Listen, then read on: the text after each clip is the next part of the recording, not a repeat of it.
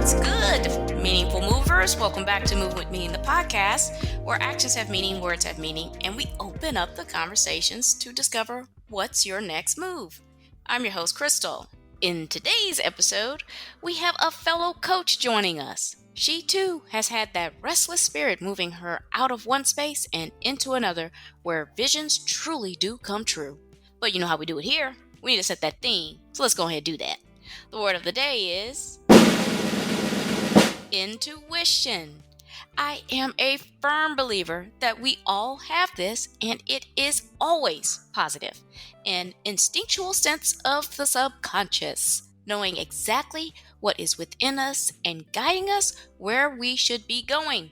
It certainly would be a huge help if it wasn't so figurative, but it's a known fact that we don't always do what we're told, so maybe that's the point. For you to choose that path with ever so slightly a nudge from within. That's enough of me talking. How about we introduce our guest, and there's no one better to do that than herself, Jeanell. Why don't you give the people a bit of background about yourself and what you are going to share with us today? Yes, Krystal, thanks so much for having me. So hi, everyone. I'm Jeanell. I am a relationship coach, and really my mission is to bring love and healing to the world. You know, we all talk about world peace and how much we want it. And yet, peace starts within us. And so many of us don't have peace. I think the majority of us don't have peace for a lot of reasons. And we're going to talk a little bit about that later. You know, I'm just really committed that we live extraordinary lives. And when we close our eyes for the last time, that we have no regret. I feel like that's kind of how I live my life. A little bit about me. I'm from Vancouver, Canada. I'm a first generation Filipino Canadian. I've been happily, madly in love with my husband for the last 17 years, and we have an extraordinarily juicy, loving, vulnerable, passionate, playful partnership. We truly admire each other. You know, I bring that special secret sauce, I guess, if you will, to my sessions with my clients. But today we're going to be talking about the journey and how I was able to build this, I want to call it my empire of love, my project of love, if you will, and really what it took to get here from where I started. You know, one of the fortunate things I was able to experience was two parents who, first of all, truly loved each other. So, you know, for those who are Asian, they get this. You know, I don't want to just say Asians, but I mean, for sure, it's really, really prominent that when we're born, we're expected to follow a certain path. Yeah, I've heard that. For Filipino women, that's a nurse. Yeah, I've heard it. I've heard this. Pretty much, right? Or I would say, you know, my mom's generation, probably 75% of women were nurses. You know, I kind of started that path, and, you know, my mom is my hero. So I wanted to be a doctor and be like her. And then I realized, oh, I don't like blood. Okay, this is not going to work. So, you know, but since I was a kid, I haven't been a normal kid. You know, some of those kids growing up, they dreamed of being a mom and they played with dolls, and that wasn't me. I was, you know, at 7 years old, I was reading encyclopedias and thinking about where I wanted to travel and being passionately in love. Like I was a romantic. And so being raised by my mom was so great because, first of all, this woman is incredible. And she not only just told us how to be great people, she showed us by example how to be basically a Mother Teresa. But, you know, in hindsight, I see how that really set me up to think that, okay, I have to be like her.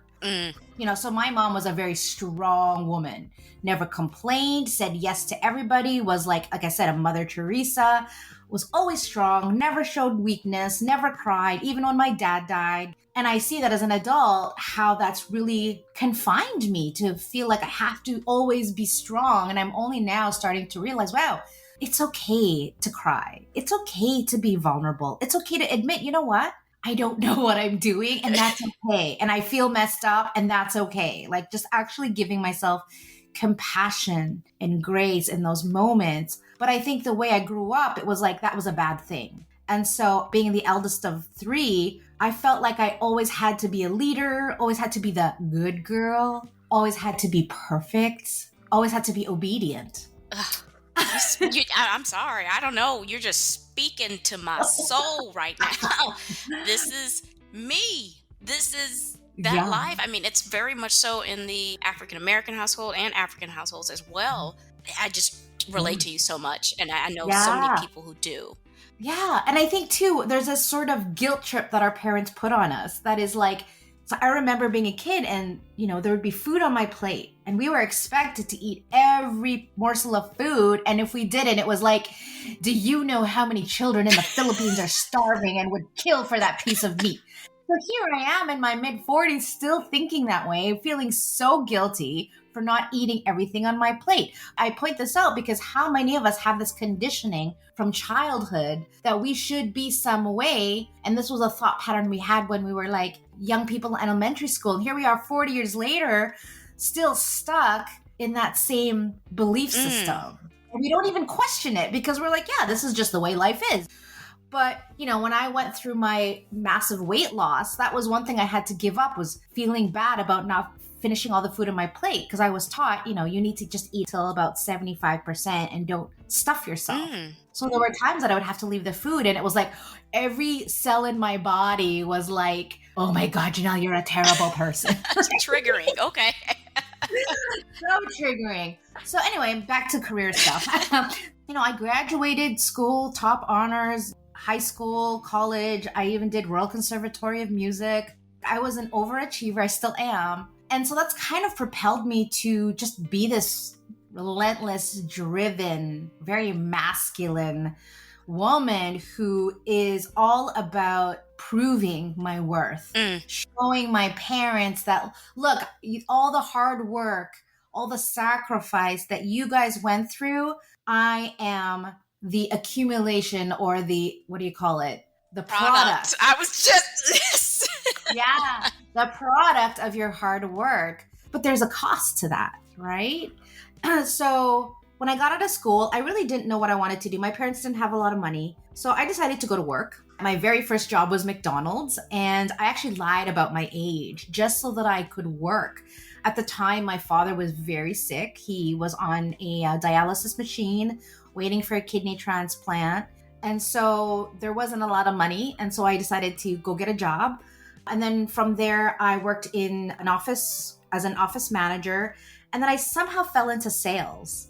I'm a good talker. So I was like, okay, and at 22, I actually started my first consulting business in the finance industry. I tripled my income in the next 3 years. Then I was like, okay, this is pretty cool. Then I got into software where I did really well. In my second year, I won a trip to Bermuda. It was probably worth about $30,000 this trip. I got to bring my husband. We spent a week at the most expensive hotel there. Open bar. We got to go jet skiing the Bermuda Triangle. It was really, really cool. And then the year after that, I won a trip to Rome where I got to go see the Pope. I got to see the Sistine Chapel. We got to go on this amazing cooking class in a vineyard in the south of Italy. And we were drunk by 11 a.m.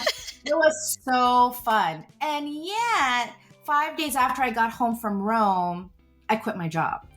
As much as I loved how I was treated, the money, the recognition, the trips, I thought when I win these trips, that'll be it. I'll be happy. Yeah. I will have made it. All this hard work, the long hours, the sleepless nights, the not eating lunch till 4 p.m. is all going to pay off. And I'm going to feel that I'm there. And there I was. I got back from Rome and I'm like, okay, this is great. And now what? Yeah. And so I felt like I had been working to climb this really big mountain. I finally get to the top and I'm looking around. I'm going, okay, this is great for about 5 seconds, but where do I go from here? About 6 months before I left, I started to feel this restlessness in my soul. And I could see that I was getting really close to that top of the mountain. And I could already see that I'm like, okay, well, what do I do? Do I parachute down? Is there another mountain to climb? If so, what does that mountain look like when I feel like I've already climbed Mount Everest? What else is there? And I just started to feel my soul starting to cry. There was like this tapping on my shoulder. And the first vision I got, if I could describe it, was there was this door in front of me. And on the other side of the door was this really bright light. And on the other side, I could hear laughing and happiness, just like a party almost. And I wanted to get there, but I was afraid to open the door. So I felt like I had my hand on this knob and being like, hey, just open the door, but what's going to be on the other side of it? And for some reason, I was scared of it. I guess if I really look now, what was there was, how many times do we know that we need to make the jump, but we're so afraid to make the jump? Because I didn't know it was on the other side of that door. Yeah. So I kind of just left the door, but there it was. And then I started to have this vision of being on this highly luxurious bullet train, kind of like the ones that you see in the movies. Yeah. Open bar, great food, amazing scenery. I felt like I'd been on this train for about 10 years and never really questioned, where is this train even taking me? I'm just enjoying the amenities, but not actually knowing or wanting to go wherever this thing is taking me. Oh my God. There was this experience of like going to the back of the caboose of the train and just jumping off, because there was just something in me that's like, this is not where I want to go. Yeah. Because again, like the money was great, but my health was taking a toll. My relationship was taking a toll. I wasn't seeing my family because I was always working. It was just all about work. And I started to feel like I was more like I was being used and not in a good way. Yes. Yeah. Yes. You know? Yes. And so I felt like I jumped off this train in the middle of nowhere. And now that I'm in this field, when I look around, there's nothing. So I don't even know, do I go left? Do I go right? Do I go forward? I started to pray, and my prayer sounded something like, Lord, show me the way, show me the path, because I feel like I fell off the path. And what I heard was, Jeanell, this is the path. Like being in Nowheresville is the path. And for someone who's always felt like I knew my path, even at a very, very young age, it was so scary. So that's when I eventually figured out, I need someone to help me figure out which way do I want to go. Because I was even entertaining, maybe I just need to go work at Starbucks and do something really easy that I don't get stressed out. I'm laughing because I thought of this. Like, I'm telling you, I have done the same analysis. Yeah, I was like, you know what? Maybe I should do something very opposite. Yes, very much. You know what I mean? And I knew, I was like, ugh, and I would get tired of that in like probably 2 months. So I understand being kind of, like you said, just scared and just kind of wanderless. Yeah. And you're so used to having that direction and having a guide and having all these things and you being that. Yes. So I get you, girl. Yeah.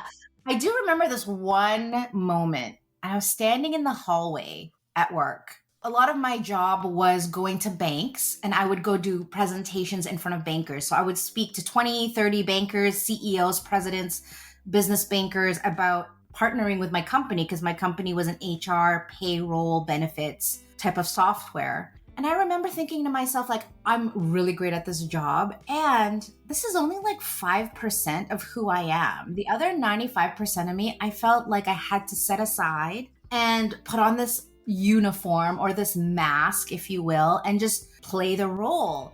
But as I was sort of into my 4th year, I just felt so unhappy because I longed for a job that all of Jeanell could show up, not just 5% of her.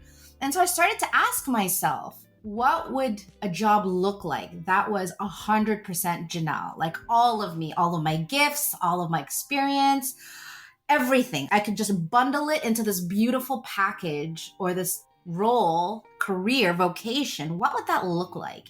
And so I really just kind of sat in that. And I just started to look at my values. I started to look at what about each of my jobs did I love? I started to make note of that. And so then I hired a coach. We kind of started to go through the process and sifting through all these options and, what lights me up? Because I'm a very passionate person. I'm a Sagittarius.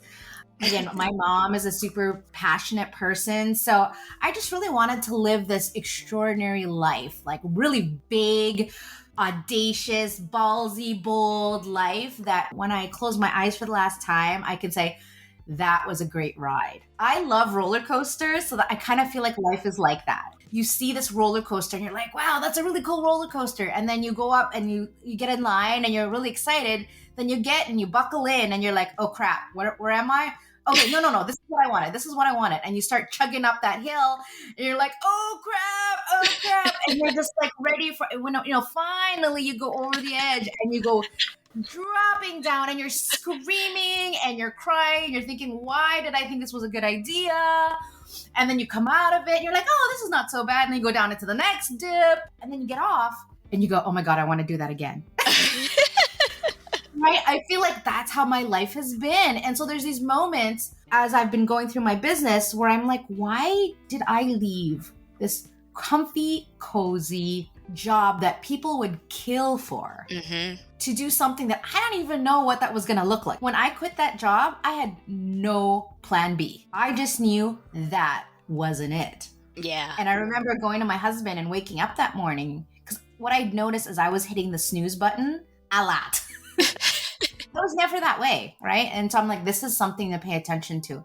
And one morning, I just got this sort of like overwhelming feeling to just put in my notice. And so I said to my husband that day, babe, I am putting my notice in today. And he's like, what? Do you have another job lined up? And I'm like, no. But all I can tell you is I can't do this anymore. Yeah. And my husband's so great. He's like, baby, whatever makes you happy. I trust you to do the right thing. And if that's what you want, then I support you. I'm like, okay, cool. So I did that, but I thought it was going to be an easy transition. I'm like, okay, I've got sales background. I had been doing a little bit of coaching at that point. I'm like, I can do this. And what I realized was that a lot of my corporate strategies did not work in coaching. Corporate was such a masculine approach, and this was a very feminine approach. I couldn't just come up to people and say, hey, does your marriage suck? Can I solve that for you?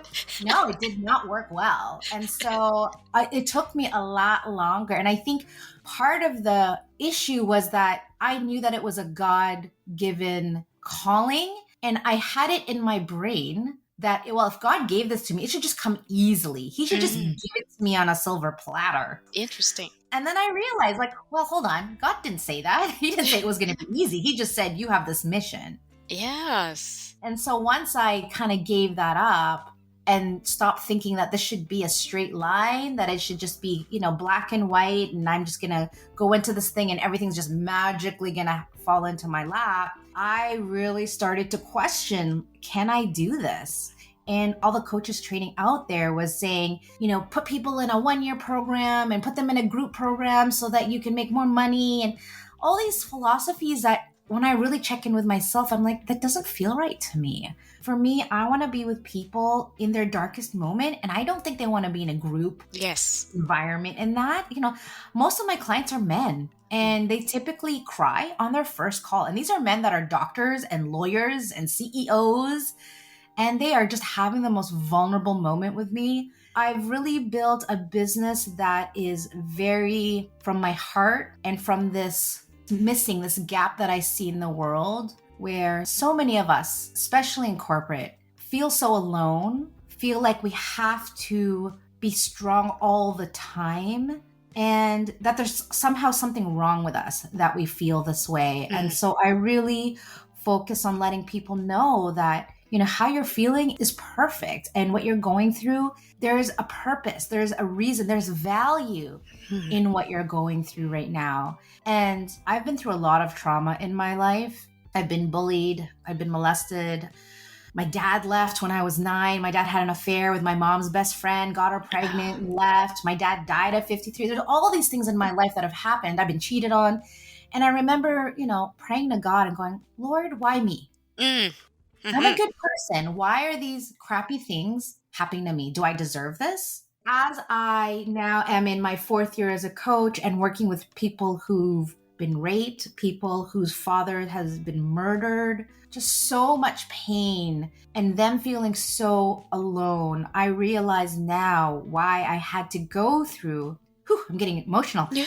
What I had to go through so that I could hold space for people who have gone through what I've gone through and to say, hey, I've been there. Not only do I understand, because anyone can say, oh yeah, I understand. No, I don't understand. I've been there. I got the t-shirt, I got the socks, I got the headband, I got it all. Like, I know what you're going through. And I think that's so much a part of the healing process is to stop making ourselves wrong and feeling like something is being done to us rather than realizing that maybe this is happening for us to grow, for us to evolve, for us to become the person that we were always meant to be and why we were put on this planet. And so, that is always my prayer is like, Lord, keep guiding me, keep using me up for whatever it is that you feel I'm here for. And so, in the beginning of my business, I used to worry about, well, what if they don't sign? And, what if all of these concerns? And then I just kind of got to a place, well, you know what? The perfect client is going to be a yes. I don't need to worry about that. I just need to do the best job I can, show up 110%, be vulnerable, let them know what's possible for their life. And it's up to them to choose if I'm the right person for them to guide them through this process.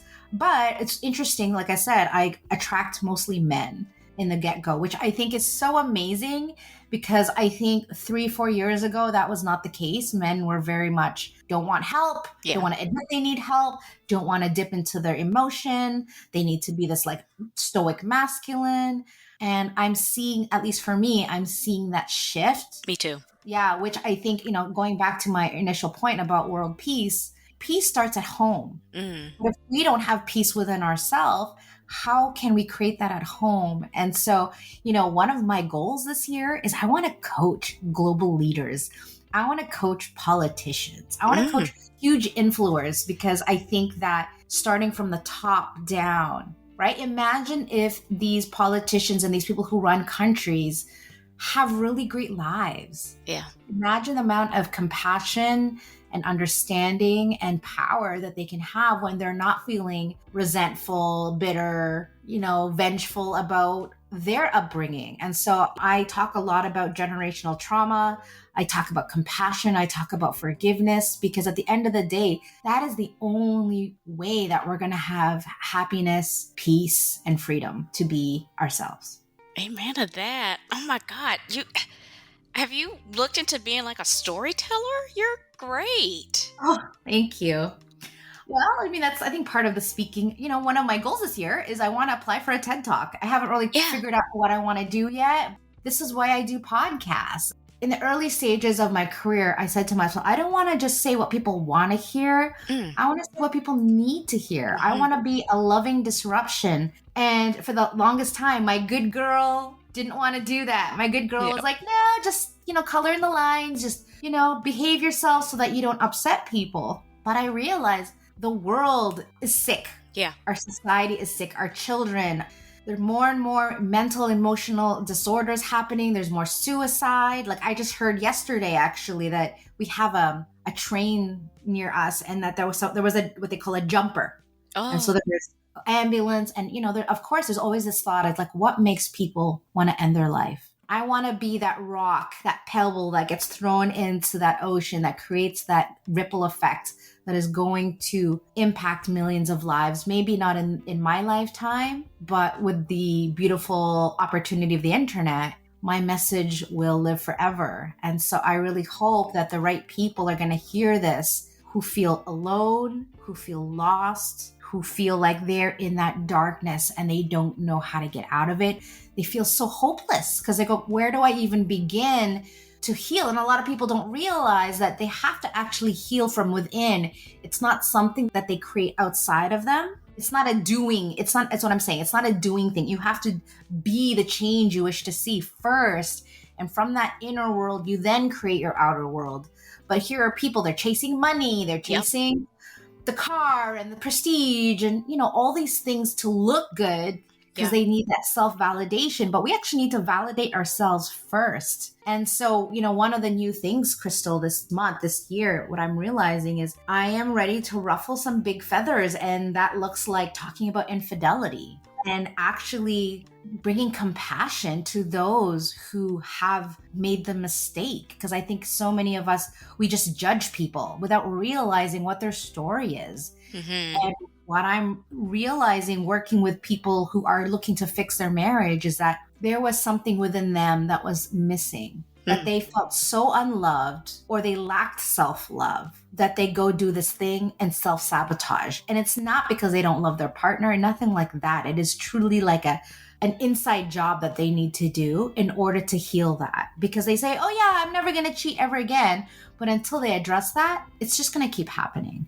That's interesting that you said self-sabotage. So the way I've heard self-sabotage, and I think it works both ways, it's wanting something from someone, but not telling them what it is they need, and then judging them for not giving them what they wanted, as if they were supposed to subliminally know. And it's interesting that she said, well, there's another way is part of that is actions as well. And doing that, you're sabotaging yourself as well. So I really appreciate that different perspective to that. That was really good.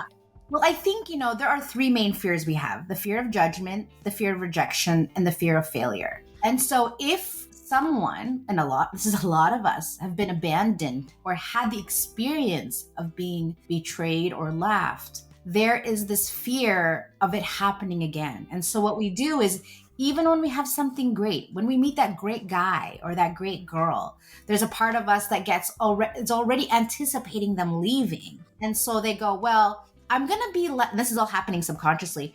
Well, if I'm going to be left eventually, and I can't handle that, so maybe I just leave first so that I don't get hurt. And then they wonder why they go around life completely unhappy and alone when there are people out there that want to love them. They just are not open to being loved because love is scary. Love takes risks. And loss is part of love. I think that's one of the biggest concerns I see is people are so afraid to love and to lose and to fail and to be rejected that we have created a society where being alone is a positive thing. It's like, oh, no, I don't need a family. I don't need to fall in love. I'm just going to work my butt off and just be alone and have a bunch of dogs or a bunch of cats. And that's a great life. No, it's not. Yeah. No, it's not. You can try to convince yourself that, but at the end of the day, you and I both know it's a bunch of BS. Jeanell, the restless relationship coach. I love it. I love it. Love it. Do you have any golden nuggets for us to take away with us today? Oh, so many. Be honest with yourself. I think for a long time, we try to deny, we try to convince ourselves based on what other people say we should do, our parents say what we should do. I even remember going through my first divorce, my only divorce, and being Catholic and feeling so lost, guilty, shameful about wanting to leave this abusive relationship. But my brain was like, no, God doesn't want that. Your mom is going to kill you. Yes. Right? What are people going to say? And so I tried to stick it out for much longer than I wanted to. And that was the moment I stopped being the good girl. I was like, nope, I am not doing this anymore. This does not work for me. I ended that relationship and he was very upset with me. I took responsibility. I'm just like, listen, I get you don't want this to happen. And at the end of the day, I need to be happy. I know what I want and this isn't it. It just doesn't work for me. It's not the relationship that I want. And so I ended that relationship. I sat down with a piece of paper. I started to manifest. What was my dream relationship like? What would he be like? What would he sound like? What would he say to me? And 3 months later, I met him over the phone, didn't know what he looked like. We worked together. He was just this compassionate ear. He lived 5,000 miles away from me. Fate would have it that he would get laid off. He had this big severance package and we talked about meeting up. So he flew down to visit me for a week. And within the first hour that we were together, it was like fireworks. And 2 months later, I went to visit him for the weekend. And then 2 months later, he moved across the country to the West Coast with just 2 bags, gave up his entire life to be with me. And that was 17 years ago. We have just lived this extraordinary, beautiful life. We're both musicians. We play music together. We even perform at church and we live stream together. We just have this really cool partnership. Yes. I don't know if it was going on right now, but I'm just speechless. My face hurts from smiling so hard. Take it from Coach Jeanell, guys. Dream big. Take the leap. Yeah. Well, that's the episode today. Is there this gnawing feeling where you feel you are living in your own shadow? Ain't that something? We always hear about living in someone else's shadow, but never our own. Anywho, perhaps you've peaked much sooner in your career than you've anticipated, and now you are looking for the next challenge. Or maybe the cost of this success is more than it's worth. To you, that is. It's an overwhelming feeling when you are looking in all directions trying to find which path is for you. This is where a coach fits the bill. That's why I appreciate Jeanell sharing her story and her process to leave an incredibly successful, though unfulfilling career behind. Is she nuts? Quite the contrary. Authenticity takes us so much further than any number of zeros in the bank account. It's our legacy that we are working towards. Trust me, a coach is well worth the investment. I've had a few myself. Even if you have made your move to embrace your purpose and provide the service that gives meaning to so many others, and let's not forget the most important part of that, yourself. I want to hear all about it and drop some advice for the listeners. I love it all, and so will someone else. Before I let you go, Jeanell, why don't you go ahead and remind the people who you are, where they can find your resources or reach out to you. Yeah, absolutely. They can find me. Probably the best way is through my website. That is JeanellGreene.com or saveourmarriage.ca. Of course, I coach on different levels, but of course, I'm passionate about relationships and love and all of that. And you can find my next workshop, my programs, and how to get in touch with me through my website. Awesome. I'll make sure to include all of Jeanell's resources and connections in the episode description, as well as on my website's resources page, movingwithmeaning.com. Make sure you guys subscribe to the show, Moving With Meaning, the podcast, and tap that alert bell so you know when these episodes drop. I'm on Apple Podcasts, Amazon Music, Spotify, and YouTube Music. Please share, like, repost, and follow. Tag someone. We are creating a community here. Quick housekeeping before you go. Follow me on Instagram at movingwithmeaning82. Also connect with me on LinkedIn. I do dabble in TikTok at Krystal B. Clark. My YouTube channel is up. Kindly run over there and have a look or two. Links are in the episode. Alrighty, I'm Krystal on Moving With Meaning, the podcast, reminding you to take it one step at a time. All moves have meaning. Check y'all later.